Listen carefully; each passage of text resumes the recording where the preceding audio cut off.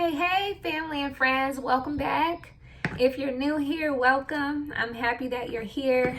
Per usual, I pray that this video finds you in just the most beautiful and peaceful space ever.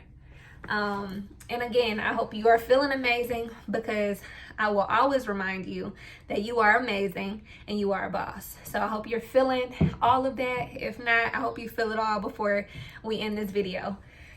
In today's video, I want to talk about student loans. Student loans seems to be one of the most intimidating subjects as it relates to your credit report.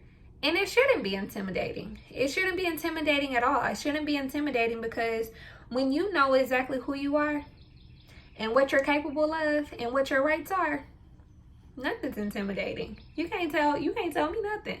You know, I'm created in the image of the Most High. I always say that. I'm powerful. So, you know, when it comes to credit reports and just commerce in general, you natural woman, natural man, you got so many rights that can be taken away from you. Let's think about it. Privileges can be taken away from you. Driving privileges, walking privileges, or whatever the jurisdiction constitutes as a privilege can be taken away, whatever. But your rights can't. Nobody can take your rights away from you. So with that being said, I want to talk about student loans because it's no different from, you know, any other, you know, contract that you enter into, any other debt, any other, you know, relationship that you get into. It's just a lot of times student loans are extremely high, you know, have really high balances. So first thing first, when you see student loans being reported onto your consumer report, you need to make sure that it's being accurately reported. So that means looking at Experian, TransUnion, and Equifax across the board and making sure that all of the account information matches. And if you have, you know, something being reported saying that the account was opened on April 9th, but then something else is showing that the account was opened on April 15th, baby, that's inaccurate information. Now I'm confused. So did I open this account on this day or did I not? Is this fraud? You know, why is there inconsistency in this account that's being reported? I need some clarity. And if you're furnishing inaccurate information, then this shit needs to be removed, because that means you did not conduct an investigation. Who did you speak to? Who did you verify this information with? Did you actually pull up to my campus and pull my file, you know, from the what's it called, the admin office? Did you actually conduct a proper investigation? Or did you just run my name through an automated system and things came back saying that it matched? So for one, if something is being reported onto your credit report and it's inaccurate, it has to go, because the credit reporting agencies have one major policy that they have to abide by. They have to report accurate information and they must conduct proper investigations, period. If they're not, they're out of pocket, and whatever they're being reported can't be trusted. It's not factual. It needs to be deleted. So whether that student loan is yours or not, whether you're in default or not, is it being reported accurately onto your credit report? Are the balances the same? Are the account numbers the same? Are the dates open and the dates closed the same? Is the late payment history the same? Because there are particular compliance standards that consumer reporting agencies must abide by. And if all of them are following the same compliance standard, guess what? All the information is going to be the exact same. If it's not the exact same on your credit report, red flag, red flag. So, you know, that's one way to challenge, you know, the credit reporting agencies reporting a student loan. Y'all reporting inaccurate information. Now you can't be trusted. So you put it in writing, you let it be known that this information is being reported inaccurately. You have room and reasons to feel and believe that, you know, there was not a proper investigation and that the information is just tarnishing your reputation because it's not being verified. So, you know, you can go that route, or you can go straight to, and you should do both. You can go straight to the creditor. You can go straight to the student loan furnisher, and you just let them know that I've been out of school. You know, you just say I've been out of school for 10 years and I'm ready to basically take control of my accounts and make sure things are what they are. So I'm wanting to validate, this debt. I'm wanting to validate, what's owed. I'm wanting to, do X, Y, and Z just to make sure that this account that I'm still obligated.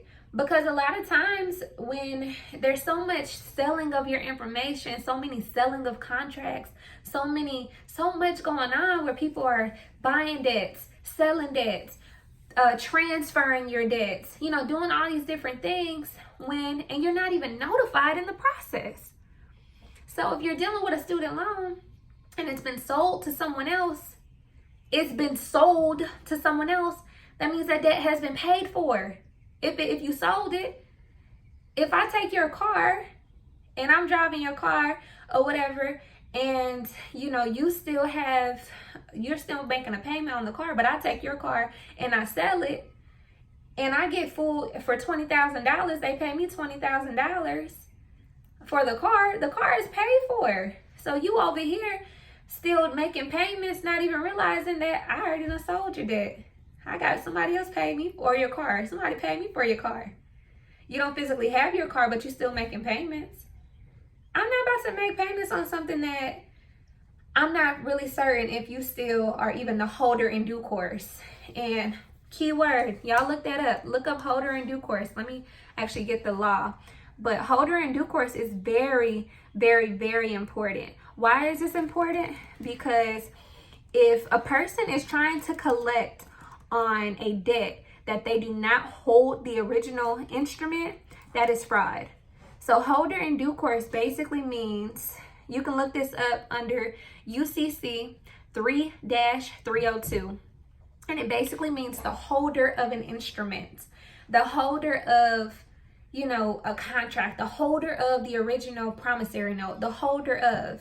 And only a person that is holding the original instrument, meaning holding the original agreement, holding the original promissory note, is the only person that can actually collect on it. So when you're, addressing the student loan furnishers, you just want to say, I just want to make sure that you're still holding the original instrument. Don't send me no copies. Don't send me no statements. Let me confirm that you're the original holder of the instrument of indebtedness. Show me that. Send me something in writing, something signed in writing, basically stating that, yeah, you still have my instrument and it hasn't been sold.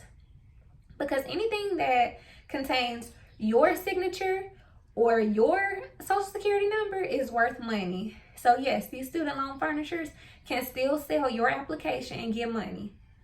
And then have you out here thinking that you got to pay on these student loans that they've already sold your application to someone else. Y'all can go on this website called GMEI Utility, and you can see everyone that's trading on your social. How does this happen? This happens because your application with your information is being sold. Your birth certificate is being sold. You're being sold. Literally, you can go on this site and see how many people are trading on you. How many people are making money off of you. So with you being able to see that, you can also think to yourself, damn, did this student loan company sell my things? So you want to ask. You want to ask for full disclosure of your account, full disclosure of the accounting, full disclosure of, everything as it relates to the account. And if it can't be provided and they can't prove that they're the original holder in due course, then debt must be discharged. This is UCC 3-302. They cannot prove that they're the holder in due course.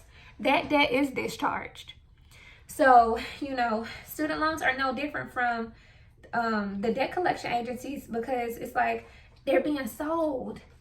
Someone else, you now have a new or transferred. Okay, if it's transferred and there's never someone drafting up a new contract, then I'm not liable. Everything is contract. You can't sell my contract to another person and act like I agreed with you selling it and that I agreed to pay back to them. That's fraud. So with that being said, student loans are not as intimidating as we make them out to be. You want to validate the debt, because all debts are alleged until proven. Everything is alleged until proven. So this debt, and you can look that up, I think 15 USC 1602, I believe.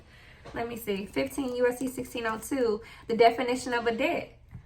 The definition of a debt is, 1692. So 1692A, if you scroll down to A5, the definition of a debt. The term debt means any obligation or alleged obligation. Or alleged obligation, not both, not and, but or. So either it's an obligation or it's alleged. So all debts are alleged until proven. Show me. And I don't mean send me no dang on statements. That's not what I'm asking you for. So student loans, don't be intimidated. And again, the credit reporting agencies, they better be pretty much furnishing accurate information. You can go through your credit report and find inaccuracies right now. And if your student loan has been sold to another company, that's another story. That's a whole nother conversation for another day.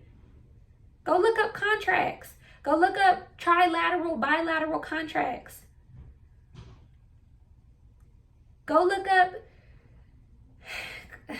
I'm about to do another video on contract law. I'm trying to keep all the videos underneath 15 minutes, but these are things that need to be talked about. So again, I love you. I support you. You are powerful. Don't let nobody play you out here. Don't let these people play you. Don't let these debt collectors play you. Don't let these student loan, Navion, don't let Department of Education, don't let these people play you. You know what's going on. And if you don't know, you learning what's going on. So we're just gonna keep learning, keep growing. The more we learn, the more we share. And it's just what it is. And we're gonna keep taking action. We're gonna keep getting free. And it is what it is. So they better watch out because we rising up. With that being said, I love you so much. And I am so happy that you're here. My information is in my bio. So if you have any questions or you want to connect or whatever, you just want to share some affirmations, definitely follow the links in my bio to get in touch. So peace be with you. I'm grateful for you. You're fucking amazing. I love you dearly, and I'll talk to you soon.